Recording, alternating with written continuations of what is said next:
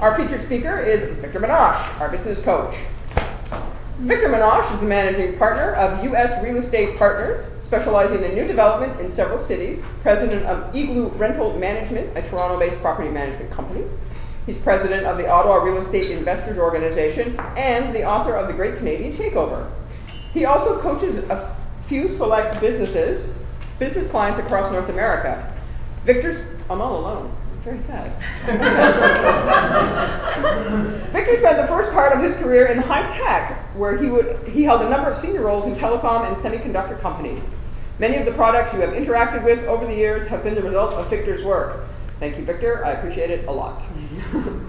This includes the seatback displays on most airliners, LG plasma TVs, Cisco and Apple Wi-Fi access points, HP and Brocade storage products, Motorola, Ericsson, Nokia cellular base stations, to name a few.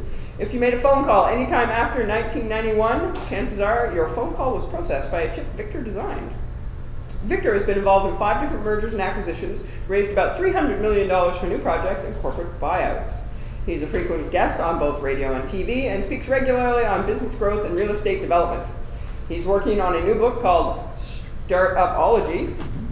Coming towards me. Oh, okay. The Science of Transforming Startups into Big Business Overnight. Victor is an avid sailor, holds a Marine Master's certificate, and spends about 45 days a year on the water. This is nice. So if the business doesn't work out, he can always get a job as a sea captain. He has 5 children, all in their 20s. He's married to the incomparable Natasha.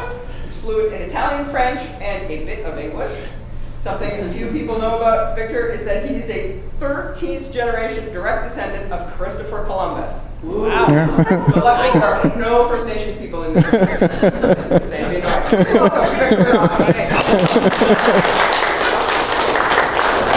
Thanks very much. So, put up your hand if you think business is complicated. It can be, and it can be a little bit overwhelming. And I entitled this talk, Business in 78 Easy Steps. And it kind of feels that way at times. And the key to being successful in business is actually to break it down and actually simplify it. Because if you have a system with 78 different variables, guess what? Almost none of those variables actually impact the business. There's only a handful that really do. So one of the things that I do is I get rid of all the distractions and enable you to focus on the things that really make a difference. So what I'm going to talk about today are a few of the key things that are critical to the growth of any business, and I'm going to go through a few case studies and then open it up to questions. So there's really 3 ways to grow the business. Number 1, get more clients. Take your existing clients and charge them more, either sell them something of higher value or raise your price. And then finally, take your existing clients and get repeat business, sell them more stuff. Those are really the only 3 ways to grow a business. So, depending on what your business is, you may want to focus on 1 or 2 or perhaps even all 3 of these. If you go into business, there are 7 disciplines that define any business. And when I say a business, I don't mean a solopreneur, I mean a business that can scale. But my definition of a business is one that you as the business owner can step out of it, go spend a week or a month on the beach, and the business continues to function. If you can't do that, it's not a business. Now, in any arena in your business, if there is an area that's critical, you've got to be able to point to an individual who is a specialist in that area, and they are actually responsible for that area. So you need someone responsible for each of these 7 areas. If you don't have that, you're doing a best effort or ad hoc something or other trying to make it work, but chances are you're not doing it well because you don't have a specialist responsible for that one critical area of the business. You've got to have a specialist responsible for each of those 7 areas. Otherwise, it's going to be virtually impossible to scale your business. Most people go into business because they are strong technicians. They may be a good attorney, they may be a good carpenter, they may be a good baker. Whatever it is, whatever their specialty is, that's what they focus on. And they tend to focus on the technical aspect. And then they say, well, I'm going to be the best one of that. So then they focus on quality control. But what they're neglecting are the other elements of the business. They tend to be very focused on the technical aspects. And that's usually the weakness that most businesses experience. Now, I've come across some entrepreneurs that are actually very good marketers and they're weak in other areas. So what's gating your business could be any one of these things, or perhaps several. And what we do as business coaches, what I do as a business coach is, like I said in my earlier talk, shine a spotlight on those areas where you're weak. Shine a spotlight on the areas that are missing. And it's not to make you any better at those things that you're not good at. It's to bring people into your team that are really good at that thing that you're missing to complement you. That's the essential piece. Most of the time, even though it seems overwhelming, you say, well, I'm good at one thing or I'm good at two things, but I'm missing the other five. That can feel overwhelming. And what we focus on is, what is the one thing that's gating you right now? For most businesses, it's usually the last one. They don't know how to get more clients. They don't know where their clients hang out. If you can figure out where your clients hang out, and you can figure out, most importantly, not just how to communicate with them, but actually how to connect with them.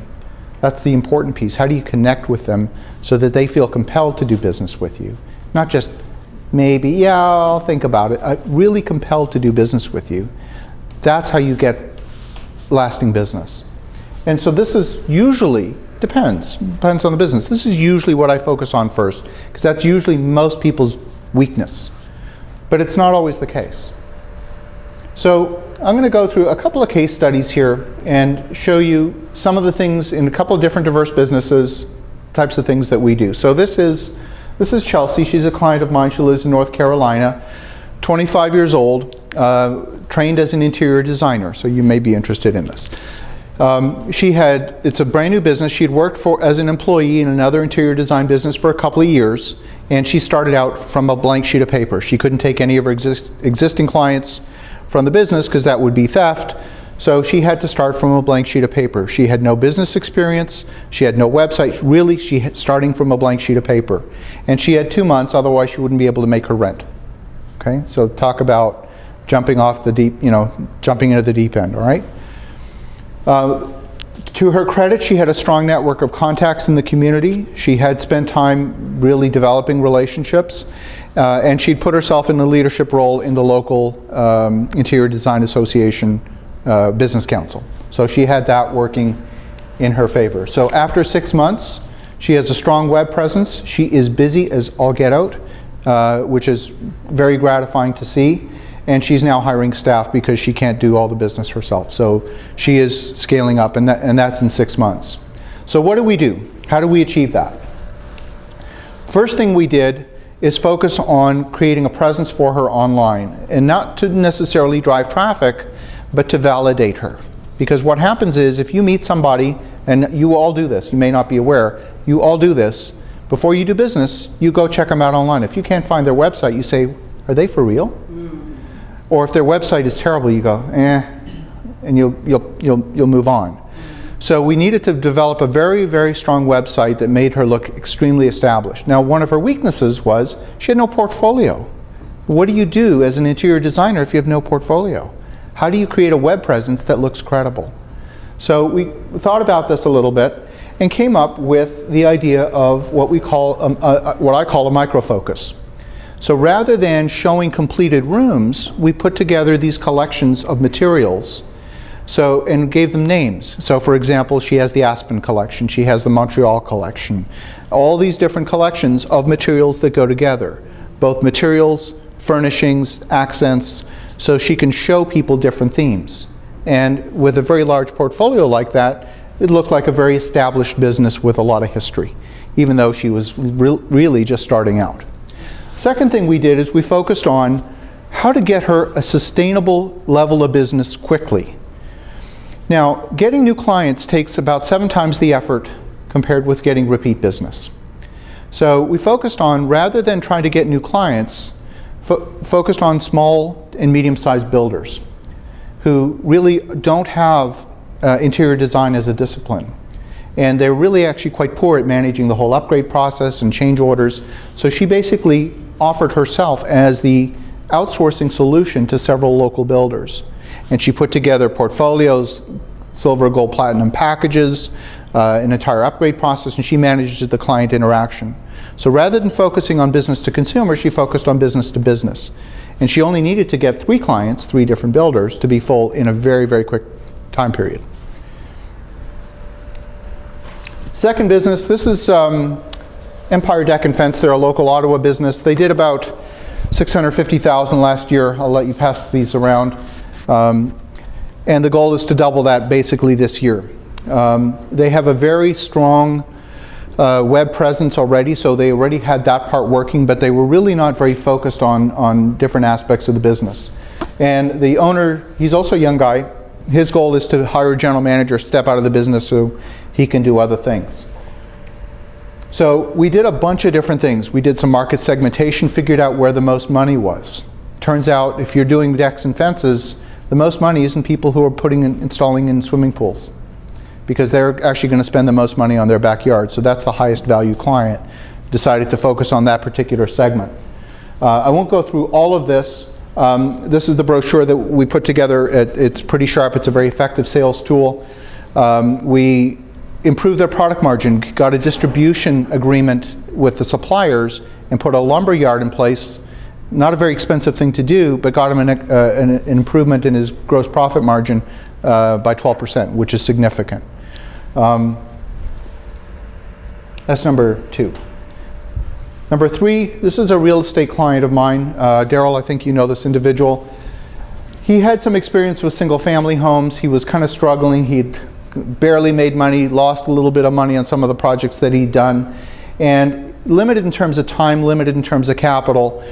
Wanted to really take things up to the next level. So we set a goal to create value of at least $700,000 this year and generate at least $100,000 of additional net worth on his personal balance sheet. He had had no success in Ottawa. So I introduced him to my network, and what we focused on, and this doesn't look very good on the screen here unfortunately, this is a neighborhood of Philadelphia. To the south is a very expensive neighborhood, and there's a pretty sharp dividing line. The further north you go, you get into the hood.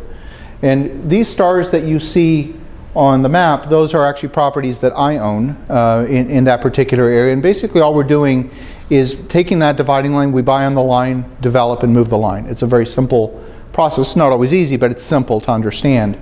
And so we just acquired 2 properties for him where it says 5 unit.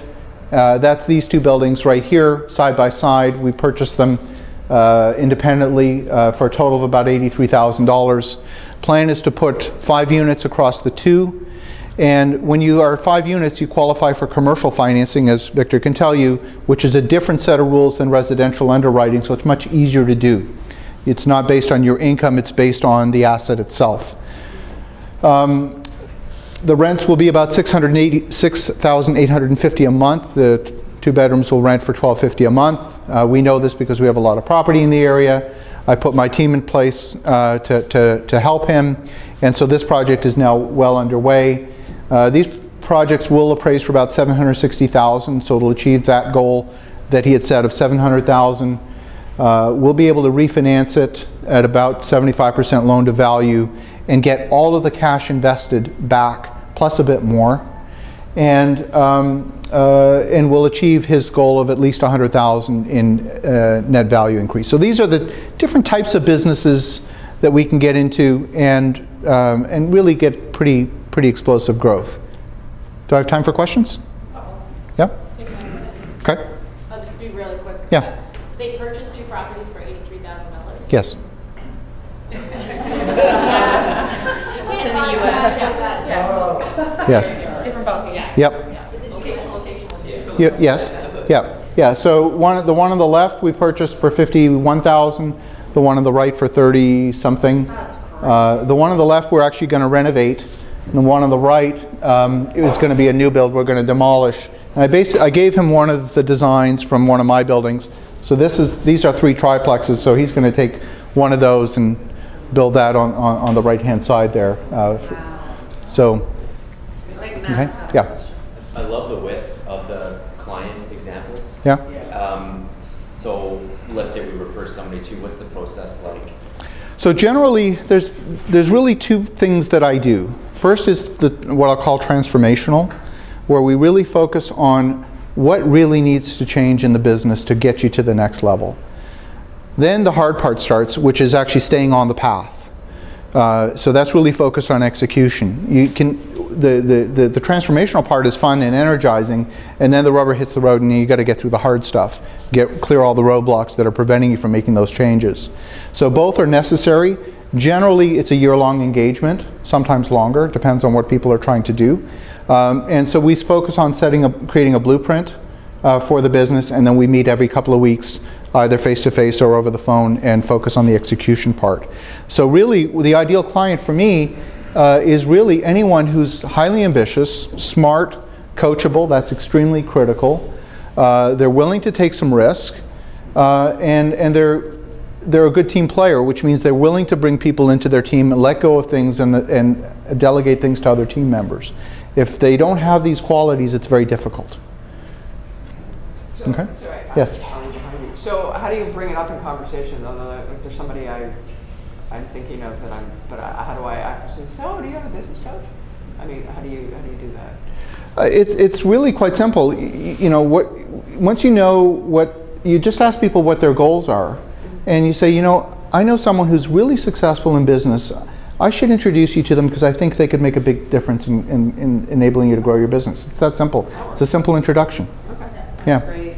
Okay. So I have a friend that owns a cleaning company, Yeah. and she was looking to expand into Toronto, and she and I had done a little bit of business stuff together, and she was asking me this. I'm like, this is like, I don't know your numbers. This is way beyond me. Talk to Victor, and like. Yeah, we've developed a good relationship, and we're having fun together. So yeah. Right? She's all of those, right? She's Yeah. smart, she's coachable, she's ambitious, she has a team. She's a pretty savvy girl, but like she was looking to do things Needed that, him. Yeah. like Yeah. so beyond me. All right. Okay. Thank you. Very much. All right. Thanks. I'm sure Victor will be around after to answer questions. And